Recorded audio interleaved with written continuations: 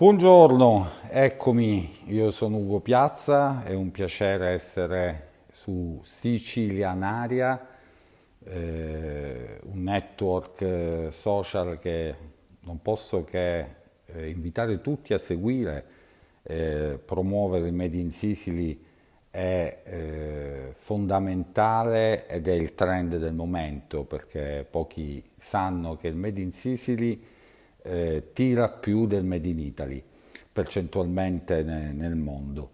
Ehm, per rispondere ad alcune vostre domande e presentarmi meglio, la prima è quando nasce la mia passione per il giornalismo. In realtà da sempre, da giovanissimo, perché la mia vera passione era la verità.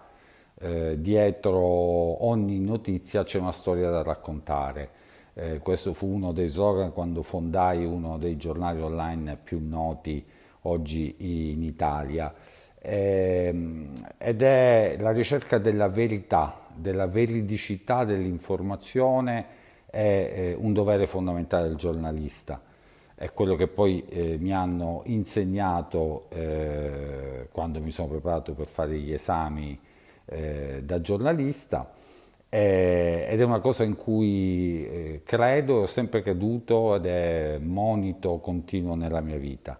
La verità è sempre il miglior punto di partenza.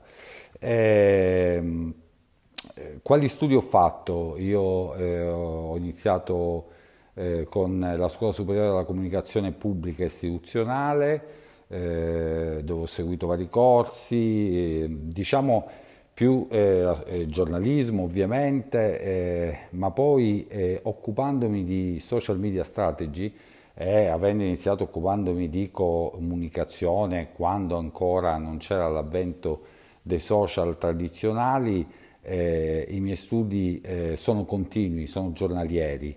Nella vita bisogna studiare ogni giorno. Fino a poco tempo fa ho conseguito un corso di alta specializzazione su Social Media Strategy, Agreement and Coachment, sulla neurofisiologia del linguaggio che si usa sui social al MIT, al Massachusetts Institute of Technology di Boston, ed è stata un'esperienza illuminante, perciò bisogna sempre aggiornarsi continuamente, perché ormai se voi pensate la tecnologia tecnicamente ci ha superato nella percezione che noi stessi abbiamo dell'evoluzione tecnologica, cioè la tecnologia paradossalmente va più veloce di quanto noi che la creiamo siamo consapevoli e disponibili a capirne il reale funzionamento e le reali potenzialità. Eh, la mia passione per il web nasce, io ho credo 7-8 profili solo sulla piattaforma Facebook, nasce proprio dallo studio sociologico delle nuove forme di comunicazione. Non a caso su questo ho scritto 2 libri. L'ultimo è Una generazione a faccia in giù, perché ormai siamo tutti a faccia in giù sui telefonini o i tablet, social media e la nuova scomposizione sociale. Perché l'ho voluto chiamare così e perché, devo dire, ringrazio tutti quelli che l'hanno letto, edito da 90-100, perché colmava un vuoto nella discussione sui social. Se voi ragionate un attimo, si parla dei social essenzialmente su quello che accade dentro i social, mentre una delle frasi emblematiche del mio libro, a cui sono molto affezionato, è quello che dico sempre, che dietro ogni post c'è un essere umano che lo genera. I social, dobbiamo porre molti interrogativi sui social.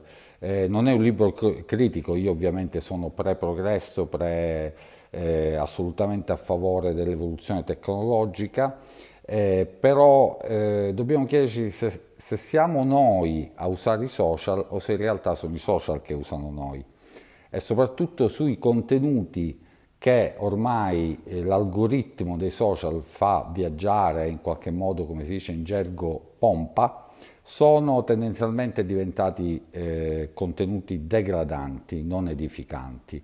Da questo punto di vista noi lavoriamo in controtendenza proprio anche con il nostro primo giornale social, Social Report Newspaper, spero che andate tutti a seguirlo, proviamo a mettere contenuti edificanti, a fare informazione utile, riflessioni utili che spingano a pensare, a ragionare, a elaborare idee. Se voi notate nei social, soprattutto in Facebook, la prima cosa che spunta è a cosa stai pensando. Pensate come sarebbe cambiata la storia di questo social se ci fosse scritto invece scrivi qualcosa di interessante. Cioè i social non hanno nessuna interesse, ambizione a spingere l'utente a ragionare. Vogliono l'istintualità perché i social, ricordiamoci, non sono enti benefici, non sono enti no profit, non sono enti dello Stato, sono multinazionali che hanno solo due scopi: profilare tutto quello che si può profilare su un utente e da lì generare pubblicità e fare soldi.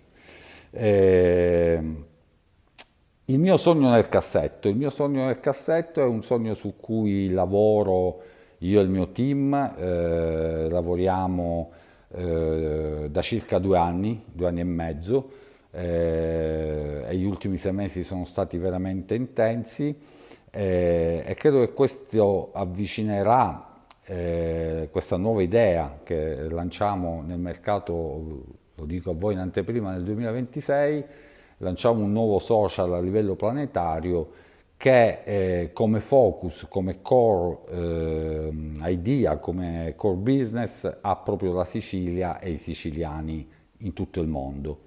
È un sogno ambizioso, ma io dico che chi non crede nelle proprie idee non può trovare l'ossessione, la passione per strutturarle, destrutturarle, rielaborarle, elaborarle nuovamente e poi decidere di lanciarsi nella realizzazione concreta. Un gradino alla volta, però bisogna farli tutti, non bisogna avere fretta e soprattutto, contrariamente a quello che oggi il sistema di comunicazione di massa ci profila, è tutto e subito e tutto velocemente. No, le buone idee hanno bisogno di studio, di indagini di mercato, fare impresa nel web deve essere un'impresa, a mio modestissimo parere, il più etico possibile, perché la gente è molto influenzata da quello che avviene sui social, che io ritengo ormai un po' stagnanti. Secondo me anche le persone si stanno iniziando un poco a rompere le scatole di avere strumenti che servono essenzialmente alla ricerca del plauso, del consenso e a farsi i fatti degli altri. Bisognerebbe creare un social utile che passi e che crei diciamo relazioni web, ma relazioni vere, notizie credibili, persone con cui si può dialogare ma reali, vere e certificate. Voi considerate, parlando di Sicilia, che solo in Sicilia ci sono da 1.700.000 a 2.400.000 profili falsi. Ecco, il sogno del cassetto che stiamo realizzando, fateci tutti in bocca al lupo, è quello invece di creare, dare un'opportunità alle persone, creare un'alternativa, dare un social etico, un social veritiero, un social utile e un social che permetta di instaurare relazioni utili.